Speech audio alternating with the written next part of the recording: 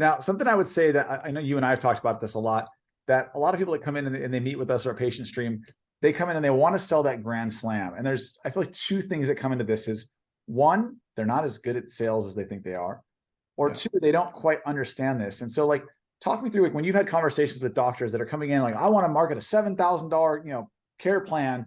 How do you say, hey, you know what, try this? I mean, it's kind of what you just said, but like, what's the verbiage you would use in that situation?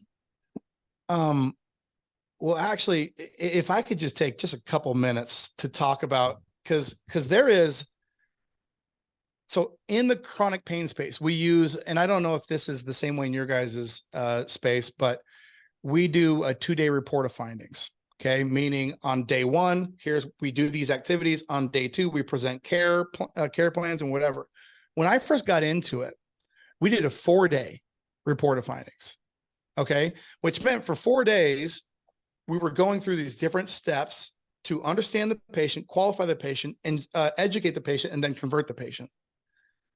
As soon as I got into the marketing world, I found out that outside of the clinics that I was working with, almost everybody else did a 2-day report of findings. Well, I didn't think about it I didn't give it a second thought really, because it's their practice. They can run it the way they want to. But as I worked, after 8 years, I've worked with a lot of clinics. The more I worked with these clinics, the more I found out there's really 2 types of clinics.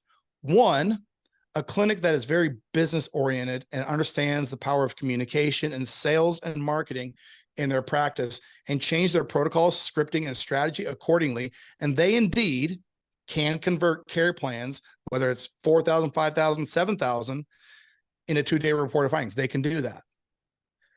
But then there's this other group of doctors, this other group of clinics that see those people and are like, well, we should be able to do it with the 2-day report of findings as well. And they don't understand all of the work that went in to executing and making that happen. And at what threshold, like, okay, well, we only got a 5%, or we closed nobody. We got a 5% convert rate. At what point does that make sense? So what I tell my docs is, if you're doc B, so that's the type of doctor who comes in and maybe they're not as refined, systematic, scripted, dialed in on closing patients, right? I don't like that word either, by the way. I like enrolling patients. But if you can't do that, on day 2, present your care plan. Like, do the same thing, but then do a pullback and say, but because we know, Mr. Patient, you're new, here's what we're going to do. Over the next 2 weeks, we're going to give you the treatments as demonstrated here. We're going to do it for $500 instead of $5,000. So over the next 2 weeks, you will get a sense of how our program works, how everything works, and that it's going to work for you. At the end of that 2 weeks, you can decide whether it's a fit for you or not. And here's our payment options to continue to get the result, or you can decide that it's not a fit for you. How does that sound? The reason I like that approach, if you're not dialed in yet, is one, it will liquidate the cost of your advertising and it'll get you into the black on those dollars. Okay. 2, you will find that when you approach people that way, because in a way it's vulnerable, it's like saying, hey, let's make sure that it almost installs more confidence and trust in the care. And a good percentage of them will say, okay, I'll just pay now. Like, I want to save 20% on that care plan, so I'll just pay now, right? So it almost becomes like a closing tactic.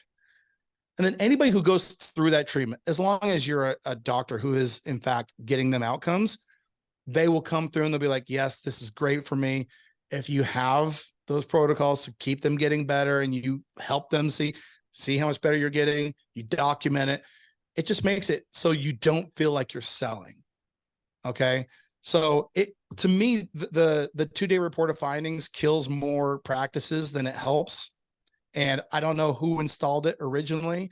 And my only proof of that is, again, when I started, we didn't have any of these conversion issues because we did a 4-day report of findings. We checked off these different benchmarks and it worked for us. Coming forward, I'm like, man, we're really truncating in 2 days, a very short sales cycle for people who don't have sales skills. So you know, make it easier on yourself by offering a different trial offer instead. Well, for any nerds out there in marketing, I think it's influenced by Cialdini, but he does a study about servers, and the servers that made the most money, and he watched nationwide, were the ones at these fancy restaurants that would recommend the cheapest thing first. When someone asked, you know, what's your best wine? They'd recommend one of the cheaper ones, and not instead of upselling. But then when it came time to choose entrees, they already built trust, and they would recommend one of the more expensive thing.